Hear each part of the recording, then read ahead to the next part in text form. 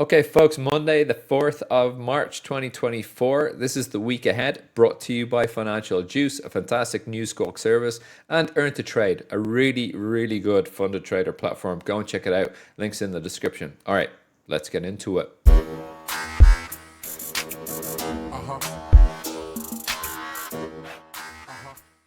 Okay, spring is here, everybody. Unless you're in Ireland and you've got snow everywhere. But yeah, look, lots going on between now and last Tuesday, actually, when I put this out. So let's kind of get into it straight away. The week that we're looking at here is okay, nothing going on today, Monday. Tuesday, tomorrow, services PMIs out of the US and ISM non-manufacturing PMIs.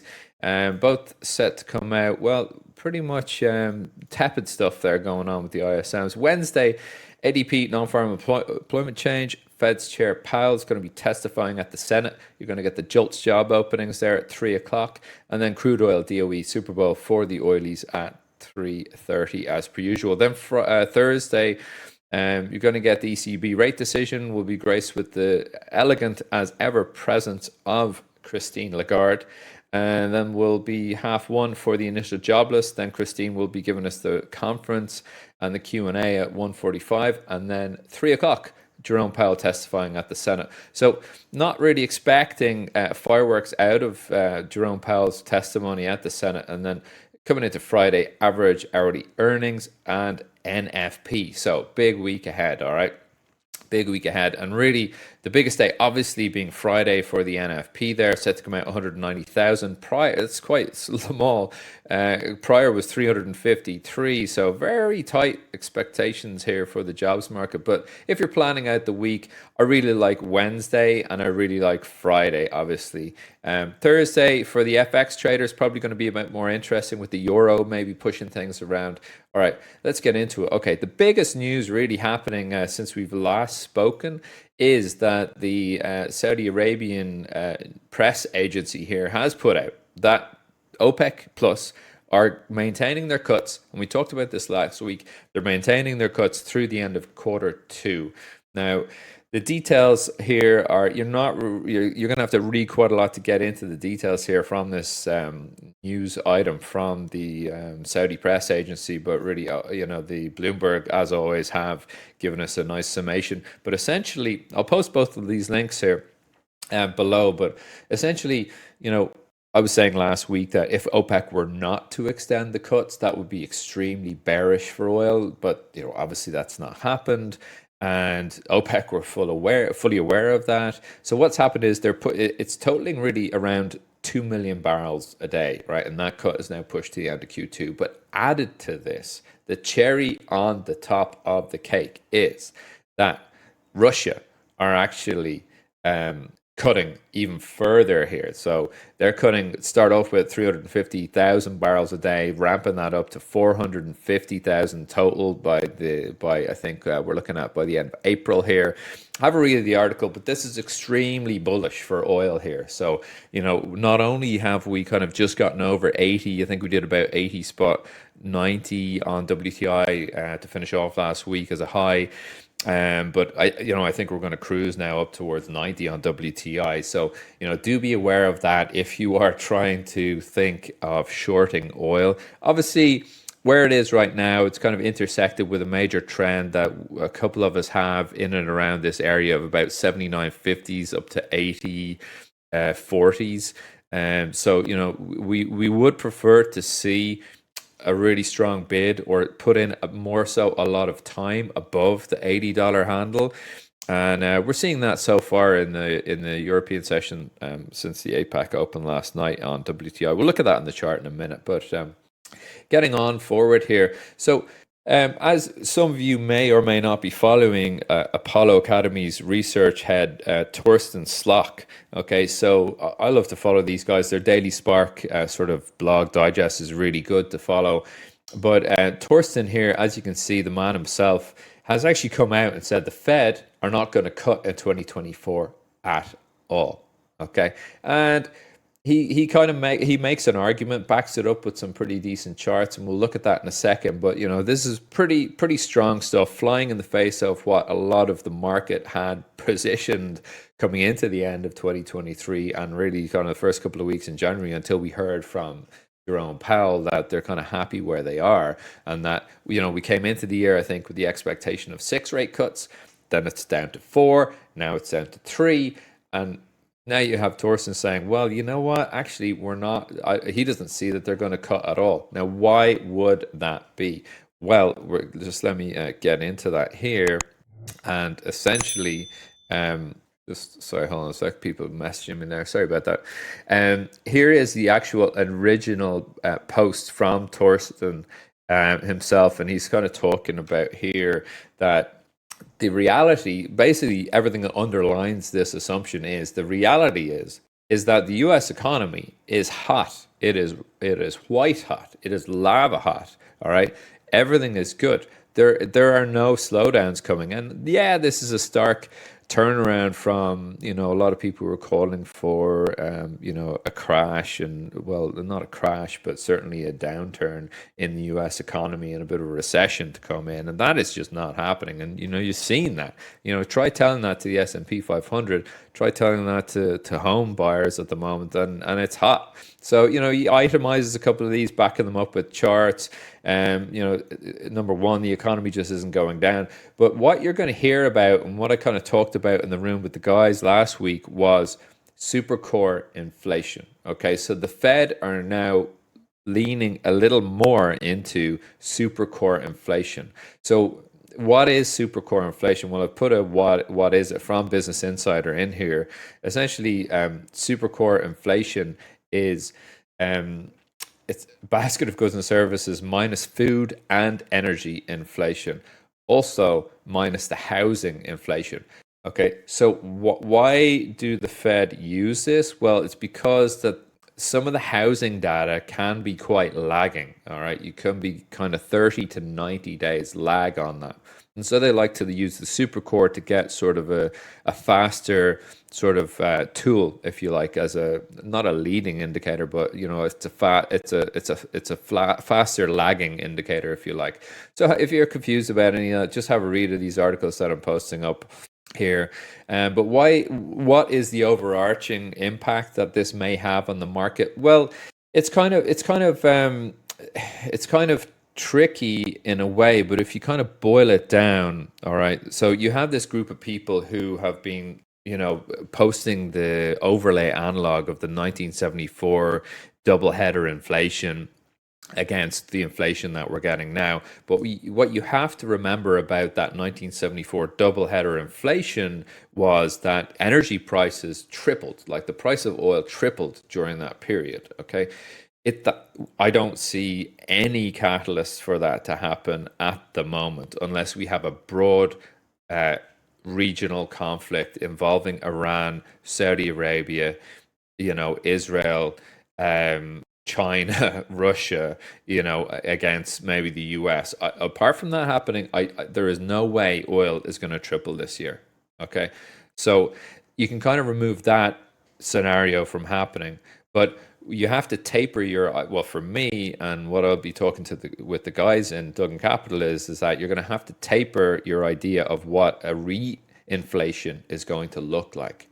Is it going to be a crazy rebate like 14%? I don't think that's going to happen. All right, but we may see a little bit of a respike in inflation, and people should be aware of that. I saw one Twitter post where people were talking about the next rate decision won't be a cut, as in it's going to be a hike.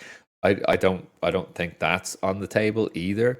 But let's just be aware of this as we go forward. All right, moving on. All right, so the banking industry, we've been talking about this for a year now. Potential headwinds for the small banking community in America, and you're seeing here that the New York Community Bank stock getting hit there last week. 25% down, because on a call they had said there was material weakness in internal controls. Okay, so you've seen a massive sell-off there in New York Community Bank stocks, just after the hours. So, is that going to seep into the broader index, which is a KRE index, of which, this will be a constituent of? Well, you're certainly seeing that there. This is a monthly bar chart you're looking at, all right? And to give you a kind of an idea, the selling that we see here was the Silicon Valley Bank collapse. That we saw last year. So breaking down under that kind of 42, sorry, is that 42s? 48's area here, and hitting into basically what is a massive bear flag on this banking index. Okay, so I don't think we're looking to break this this bull flag, or sorry, this bear flag anytime soon, but just to be aware of the structure of KRE, and that it's not in a good place. Small banking in the US is not in a good place. They are carrying a huge amount of the real estate loan exposure for North America at the moment. Okay, so let's really get over and look at the charts. And we're going to look at the dollar. So, I mean, looking at the dollar, I was talking about it last week. It's a tough one. You see, we're still holding on to the 103.82s area, but for me, I was thinking that maybe this mild strength that we're seeing here, I mean, it is pretty weak, but it just cannot stay below the 103.82s. I think, I thought that some strength would show its face, and then we kind of bid up towards that 104.63s. But for the moment, it's getting such a hammering. I just can't see it now doing that. I see it more likely to actually break down to 103.5s and beyond over the course of, this month, if not the next 2 months. So that's kind of what I'm looking at on Dixie for now. Bitcoin, let's get back into Bitcoin because, well, it did pretty much what I was saying it would do. And, you're not going to get any medals for call on that one last week. Really strong market. Up we go. These are weekly bar charts. And we're trading 165s now. I was talking about, the 69 ones and beyond 90s. I mean, look, obviously I wasn't calling for 90s last week, but really it's up to wherever we are on this trend line here, which if we were to go straight there, for example, this week, which I'm not saying we will, that would be like 84 halves on the high. So, but for sure, this prior high, 69 146s, is a firm target for this week on Bitcoin. All right, so let's go across here and look at, let's just keep it quick and look at this SPOOs. Don't want to take up too much of your time. All right, the SPOOs, what were we looking for last week? Yeah, so I was actually calling that for 50.63s even to get bid there. Now, just before we look at the daily bars, all right, we'll just look at the 30 minutes. So that 50.63s right down here, all right? So we released, I released the week ahead on the Tuesday. And I was looking for a 50.63, so full client support. We sharked it. We came close, but didn't trade it there on the Wednesday at about 9:30 in the morning GMT. And then Thursday came in, support 8 a.m. right there, support. And then sharked it again at around 1 o'clock actually. And then came into the pre-open there. We had data coming out. Nice big bid from that 1:30 data. Pull back. Buy it and up we go. So fantastic. 50.63s holding support. If you're not subscribing, I highly recommend you should. So hit that subscribe button, please, and get in tune with what we're looking at here. All right. The Dow on the daily, was looking pretty weak, I have to say, there last week at a couple of times. We had Tuesday, Wednesday, Thursday. Sorry, hold on a sec. Let me get orientated here. There we are. Thursday, Wednesday, Tuesday. Yeah, so here. So we were really coming into that 38,789s when I was talking last week. And that is that 38,789s right there. It was the low of last week. And then we just lovely bid back up. But, it's this kind of area I'm marking here in red, 39,140s, we'll call it, that just, because the market just wasn't able to hold in there. And now you've seen a pullback to that area and a little bit of selling coming back in. But for now, I don't really see any material weakness. And to be honest, if it's an NFP week, I don't really see this market making a huge inroads one way or the other before we get to Friday, to be honest. All right, moving on to gold. Yeah, we're talking about that 2039s, 2040s there. So it did hold up from Tuesday, held as the closing price. As the opening price. Wednesday, Thursday, and it's not actually loading all of my days here, but you've seen nonetheless a very strong bid came in off of that 2039s. So most of you guys and girls obviously listen, which is great, and buying this market. Well done. I think gold, yeah, look, it's a very tricky trade timing wise for me. Really need to time that with the bonds. But the bonds have followed along here and given us a sort of a bit of a leading indicator on the gold trades for this week. I'd say we could probably relax a little bit on gold on a pullback. Maybe look for a buy on 2063s. It'll be somewhere I think in and around this area here. Over NFP, we take a bit of a pullback and then just rally out of it. If we are to have like a pretty big build on the NFP this week, looking for 190 consensus at the moment. All right, oil.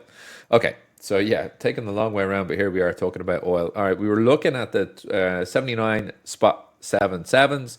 I think I said on the video, I certainly said it live with my guys numerous times, that if we retest this 79 spot 77s, we will break to the upside, and that's what we got.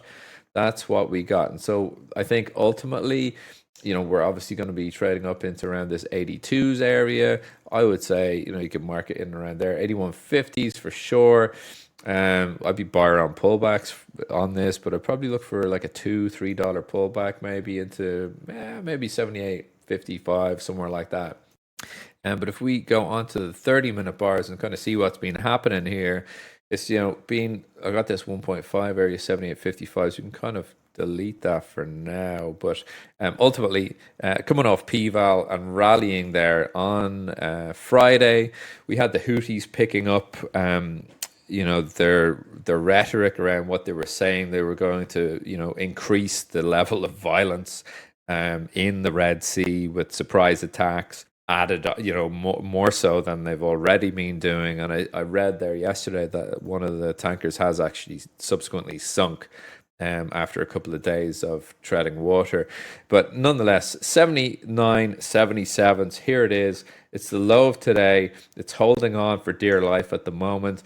Could we have a bid up off of here? Well, you're seeing I got a big trend down here that's certainly being tested and is sort of trading a little bit. But yeah, I mean, if we can hold the 79, 77s, well, it's 8150s and beyond to 8260s, I would say this week. If you're on the time spreads, front cal, back cal, seasonal spreads, they're all up. I mean, you're looking at the front spread, I think is up at about $4 at the moment. Sorry, that's the June deck spread is actually $4.30 right now as I'm speaking. I think the front spread JK is trading at about $1 on around the close on Friday, or certainly as of 4:30, 5 o'clock on Friday is the last time I looked at that spread. So everything's up, everything's doing great, and a lot of our guys are doing fantastic with those commodity spreads at the moment. So do get in touch if you're interested in that sort of trading. All right, on a pullback, because what could happen if we pull back here on oil? I think if we pull back here on oil, 77.39s, will be a nice area to get a bid in. I'd be surprised if we break 76.90s this week. But if we kind of pull back down into this area here, there's going to be a lot of buyers there who are going to load up and then continue to go on because, under normal circumstances, I just don't feel like this extended cut from OPEC Plus is actually that priced in. I thought, there is a April 3rd meeting from the JMMC committee, which is the Joint Ministerial Meeting Committee. So, maybe I think a lot of the market was kind of thinking, okay, well, they'll probably push it until then to announce if they're going to extend the cuts or not. But there is the small matter of you're going to be a month into Q2 at that point. So, if we start selling off here, I mean, that's going to tell me kind of roughly how much of this was priced in to happen. But at the moment, we did actually get like a 30 tick gap up on the reopen here. So, that it's hard to tell. It's hard to tell. But either which way, targets on the upside, 8150s, 8260s, and then 8360s. Okay. On the pullback, I see 7690s, 7738s. But really, when you're in a pullback scenario in oil, it's a lot much. It's much more of a dynamic situation as to where the strongest of supports may or may not come in. And so I'm a little bit skeptical about trying to nail my colors to a specific price on a pullback. All right, so just be careful out there if we do start pulling back. Let it go. Let it go, and and come in, maybe tomorrow to see what's settled down in the market. All right. But if you're on those spreads, it'd be taking off just a wee bit off the profits here. All right. That is it. Check out the links below for Financial Juice, the Squawk service, and Earn to Trade, a really fantastic funded trader platform. Okay. We'll talk to you next week. Take it easy. Keep it tight.